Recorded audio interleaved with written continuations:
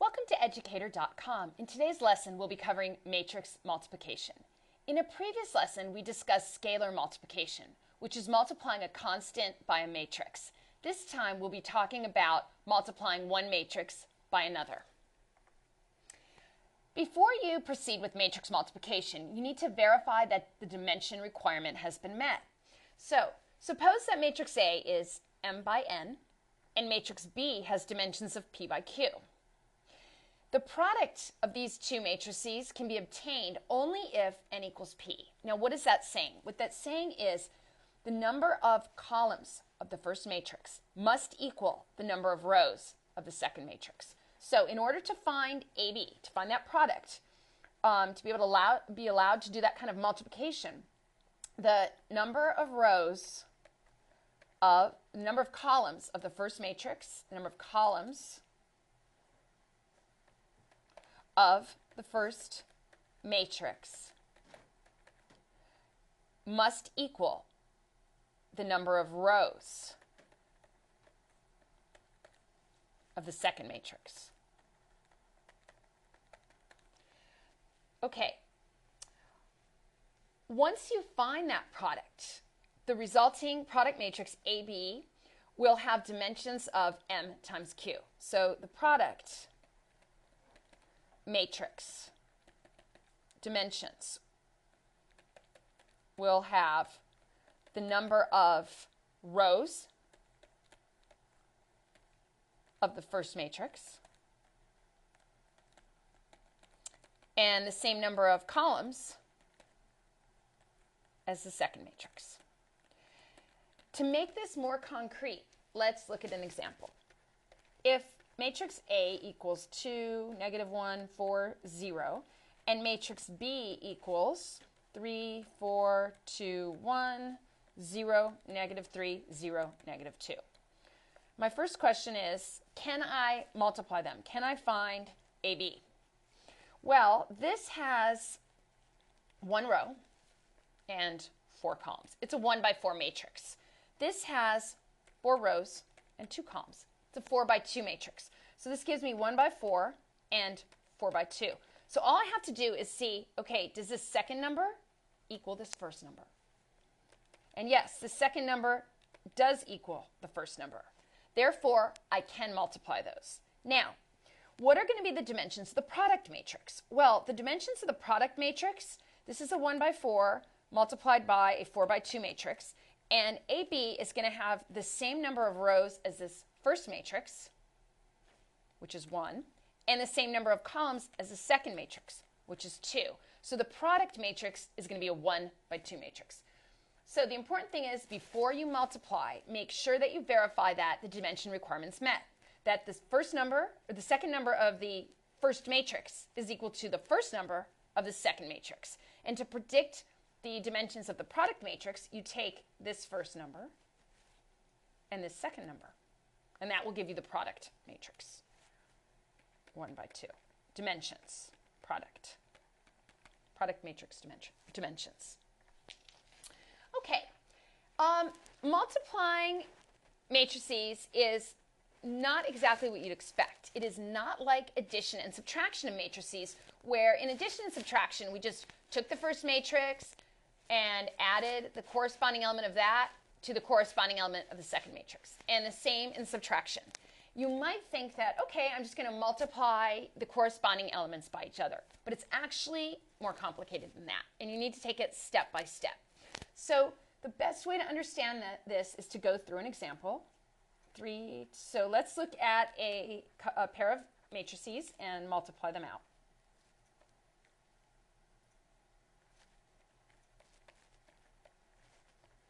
Okay, this is my first matrix. I'm going to call it A. And then I want to multiply it by another matrix, which I'm going to call B.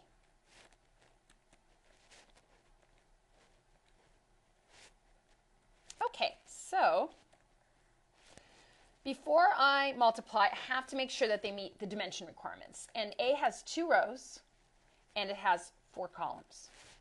B has 4 rows and 2 columns. So I am allowed to multiply these because this second number equals the first number. My product matrix, AB, is going to have 2 rows and 2 columns. It's going to be a square matrix with dimensions 2 by 2. Now, as you read up here, it says the element in row I and column J of the product.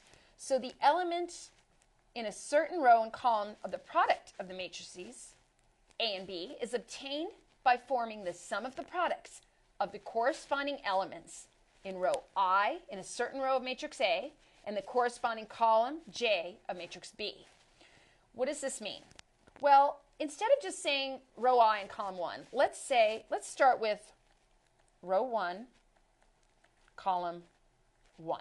I want to find the element that goes right here in row 1, column 1. And the way I'm going to do that is I'm going to go over here to row 1, and I am going to go here in column 1, and I'm going to multiply 3 by 4, find that product, and then I'm going to add that to the next product, 2 by 0. Then I'm going to add that to the next product, 0 by 1, 0 by 3, and so on. So row 1, column 1, then I'm going to go to the corresponding row in A and the corresponding column in B. And working this out, this gives me 3 times 4 plus 2 times 0 plus 0 times 3 plus 1 times negative 2. Working that out, that's going to give me 12 plus 0 minus 2. 12 minus 2 is 10. Therefore, my row 1, column 1 element is 10. Okay, next, let's work on row 1, column 2. That means I'm going to go to row 1 here in A and column 2 here in B and do the same operations. So row 1, column 2. So that's 3 times negative 1 plus 2 times 2 plus 0 times 1 plus 1 times 0. Okay. Working that out, this gives me negative 3 plus 4 plus 0 plus 0. That's 4 and negative 3, so that's 1. Therefore, my row 1, column 2 element for the product is 1. All right, now I need to work with this second row, and I'm going to think about what position this is right here. This is row 2, column 1. Row 2, column 1. That means I'm going to go to row 2 here and column 1 in B. Do the same thing. Okay, row 2, column 1. Negative 1 times 4. Okay. Plus 0 times 0 plus 4 times 3. So the third element here and the third element here. Plus the fourth element here and the fourth element there. All right, figuring this out, this is going to give me negative 4 plus 0 plus 12 plus negative 2, or minus 2. Look at it either way. So this is going to give me negative 4 and 12, which is 8. 8 minus 2. Okay, let's make this clearer. Plus 12 minus 2 is going to give me, let's see, it's negative 4, 0, 4 and 3, 2, negative 2. Okay, so this is going to give me 12 minus 6, or 6. Okay. Now, next row and column position. I've got row 2, column 2. Row 2, column 2. Here's row 2, here's column 2. So it's going to give me negative 1 times negative 1. 0 plus 0 times 2. Plus 4 times 1 plus 2 times 0. Okay, so that is going to come out to negative 1 times 1 is 1 plus 0 plus 4 plus 0. 4 plus 1, that's 5. So I'm going to get 5 right here. Okay, so again, whatever, if I just looked here and I said, okay, that is row 1, column 2, then I would get that by going to row 1 here, column 2 here, and multiplying each of those and then finding the sum of their products. So even with a bigger matrix, you can always find a particular position by using this method. Okay, there are some properties that govern matrix multiplication that you need to be familiar with. If A, B, and C are matrices for which products are defined, and K is any scalar, then these properties hold. The first property you'll recognize as the associative property for multiplication, and what it says is that I can either multiply A times B, find that product, and then multiply by C, or I can multiply B times C, find that product, and then multiply A, and I will get the same result. Okay, next I see the same thing here. It's the associative property, except this time it also involves multiplying a scalar.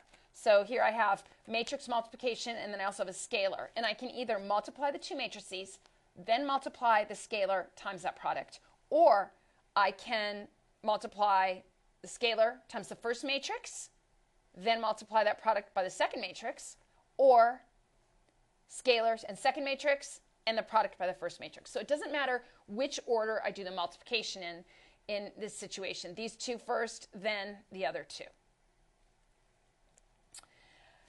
Next, you're going to recognize the distributive property. And the distributive property, as usual, says that, if I have these two matrices, B plus C, and I'm multiplying A by them, another approach that would give the equal result is to first multiply A and B, and then add that product to the product of A and C. So the distributive property. And again, the distributive property would work if I placed these as follows, added A and B, and then multiplied C. Same thing, I could say product of A and C plus the product of B and C. Very important to realize is that the order that you multiply matrices in matters a lot. So if I say, I'm going to do AB, does this equal BA? No, it does not always equal that. Sometimes it does, but very often it does not. These are two different things. Therefore, matrix multiplication is not commutative. It does not follow the commutative property, and so you can't simply say A times B is the same as B times A. You can't just change the order of those two. Okay. First example, suppose A is 3 by 4, B is a matrix that is 4 by 3, C is 3 by 3, and D is 4 by 4. What are possible defined products of the four matrices? Recall that for a product to be defined, the second number of the first matrix has to equal the first number of the other matrix. So let's first look at AA. Is that defined? Well, if I have 3 by 4 and I'm trying to multiply it by 3 by 4, these two are not equal. So this is not defined. Not defined. Okay, and let's make a list here of the ones that are defined, because that's what they're asking me for, where the product is defined. If I take A times B, well, the second number of A is equal to the first number of B, so that is defined. Now, let's do it in the opposite order, BA. If I have 4 by 3 and 3 by 4, that's also defined. Okay, now AC, 3 by 4 and 3 by 3. That is not defined. Now if I put C first, if I say CA, it's 3 by 3 and 3 by 4. So CA would be 3 by 3 and 3 by 4, and these two are equal. So CA, that would have a defined product. Okay, now 3 by 4 and 4 by 4, that's AD. That is defined because the 4 and the 4. However, if I put D first, if I say I'm going to do DA, that's going to give me 3 by 4. It's going to give me the D first, which is 4 by 4. And then A, 3 by 4. That's not defined. Okay. Moving on to B. B times B. Let's see. BB is 4 times 3 and 4 times 3. That is not defined. BC, 4 by 3 and 3 by 3. These two are equal, so BC is defined. CB, 3 by 3 and 4 by 3, not defined. Okay, BD, 4 by 3 and 4 by 4, not defined. But if I put the D first, then I'd get 4 by 4 and 4 by 3. That is defined. So DB is defined. Okay, now I'm up to C. 3 by 3 and 3 by 3, CC, that's a square matrix, so that is defined. Multiplication is defined for that. Okay, now CD, 3 by 3 and 4 by 4, not defined. Then I try the D first, it's not going to matter. 4 by 4 and 3 by 3, still not defined. Okay, let's go to D. I can multiply DD because I've got 4 by 4 and 4 by 4, and that means that, of course, since this is a square matrix, this second numbers and the first number there are going to be equal. So these are my defined products. I have 3, 6, I have 8 defined products. So these are all the ones where the second number of the first matrix, the number of columns, was equal to the first number of the second matrix, the number of rows. And I can perform multiplication of these sets of matrices. Okay, now doing some matrix multiplication. Before I proceed, and I'm going to make sure that the product is defined. I can do it. So I have a 2 by 2 matrix here, and I have a 2 by 2 matrix here. Therefore, multiplication is allowed. Rewriting this down here, since the second number is equal to this first number, so multiplication is allowed. Using the method we discussed, okay, my product matrix is going to be 2 by 2 also. The first number here and the second number there. I'm expecting a 2 by 2 matrix. So let's first look for this position, row 1, column 1. I'm going to go to row 1 here and column 1 here and work with those two. So I'm going to say 3 times 0, that product, and I'm going to add it to the product of 2 times 4. That's going to give me 0 plus 8, which is 8. So the element, row 1, column 1, is 8. Now, row 1, column 2, I'm going to go to row 1 here, row 1 of this first matrix, and column 2 of the second matrix.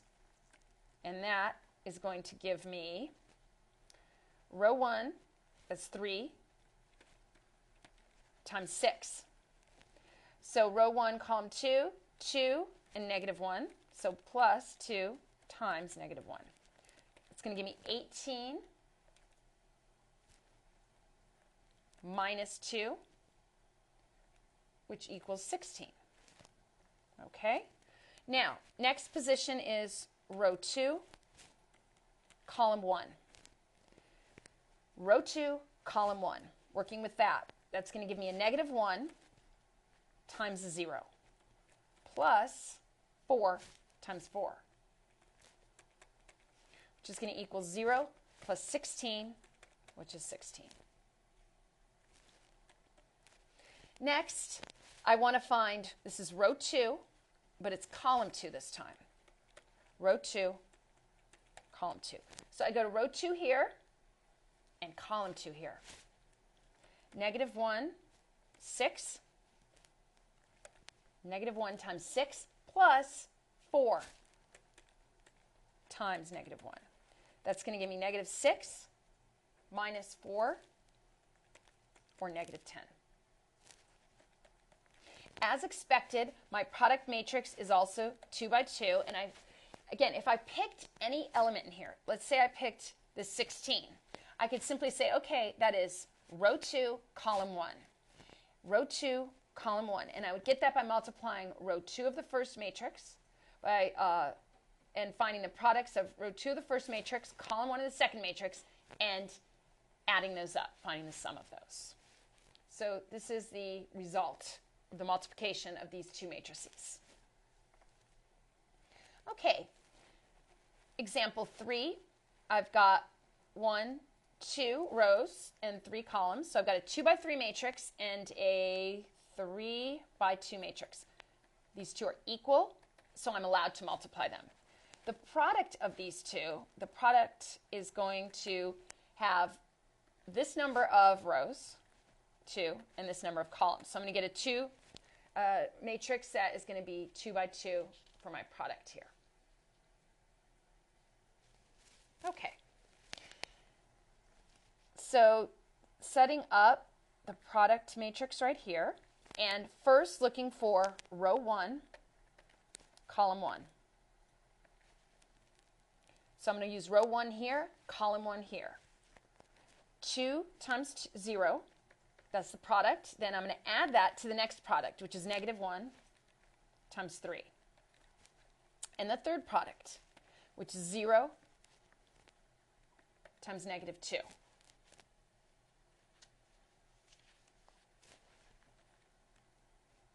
Which equals 2 times 0 gives me 0 minus 3 plus 0. So that's negative 3. Row 1, column 1 right here. Row 1, column 1 is negative 3. Row 1 right here, but column 2. Column 2. Row 1, column 2. So I'm going to take 2 times 0. Excuse me, row 1, column 2. 2 times 1. Okay. Row 1, column 2. Next set of elements is negative 1 and 6. So plus negative 1 times 6. Then I still have row 1, column 2. I have 0 times negative 1. Figure that out. That's 2 minus 6 plus 0. So it's just 2 minus 6, and that gives me negative 4. So row 1, column 2, row 1, column 2, negative 4. Okay, moving on to the second row. The first thing I need to find is row 2, column 1. Row 2 here, column 1 here. 0 times 0 plus 3 times 3 plus negative 2 times negative 2.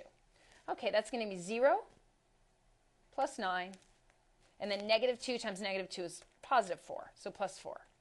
9 plus 4 is 13. So row 2, column 1, gives me 13. Okay, next, I need to find row 2, column 2. Okay, row 2, column 2. 0 times 1 plus 3 times 6 plus negative 2 times negative 1 is going to give me 0 plus 18. Negative 2 and negative 1 is positive 2, so that's 20. Okay, and as expected, I got a 2 by 2 matrix, and I can find any position by just honing in and saying, okay, that's row 1, column 2. So I'm going to multiply row 1 elements and column 2 elements and add those products. Now, at first, I know this seems like a lot of work, but you should go step by step, find the row, find the column, write out what you need to write out, and then later on, you get faster. You can just do a lot of it in your head.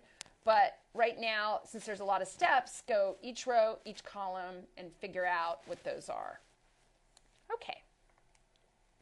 Example 4 asks us to do some multiplication and some addition. So I need to find the sum of the products AB plus AC. But remembering the distributive property, I can actually do this more easily. Recall that according to the distributive property for matrix multiplication,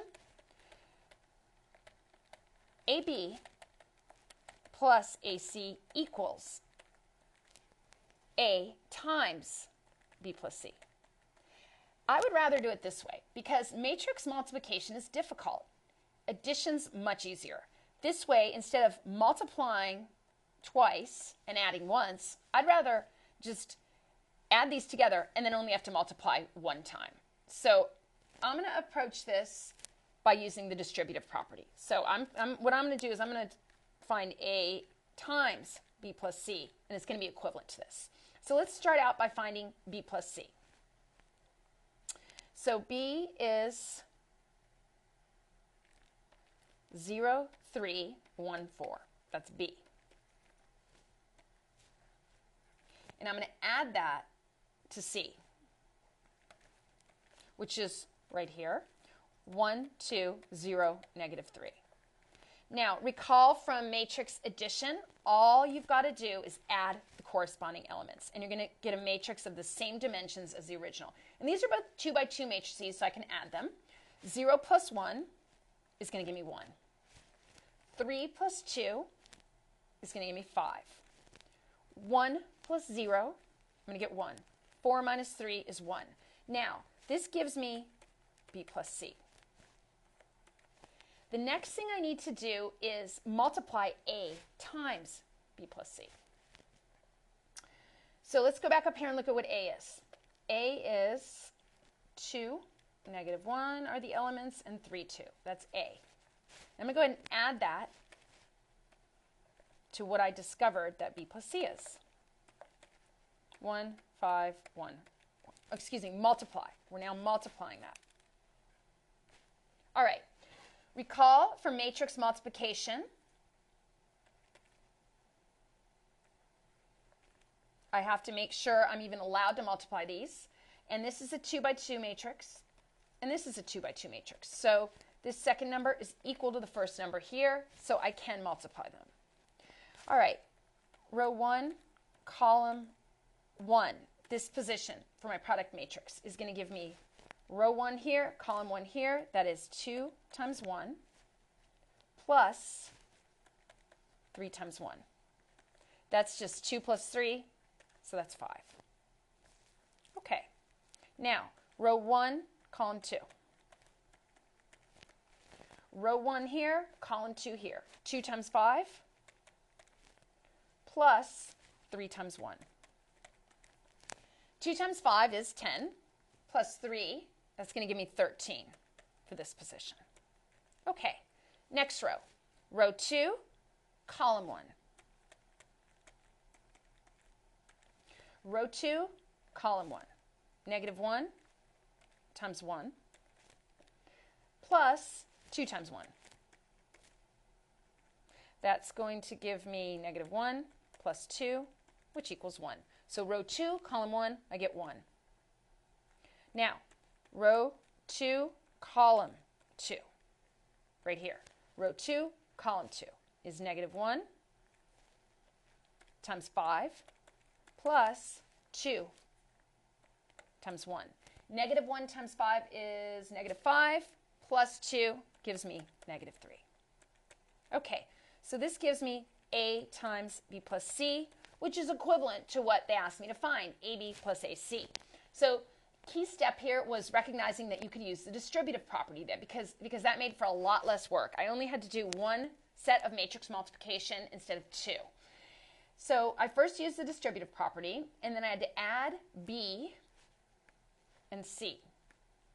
So I added B and C and got this sum matrix, B plus C, and then I multiplied it by A. So here's B plus C times A, using my typical method to get this result. That concludes this lesson of Educator.com on matrix multiplication, and I'll see you next time.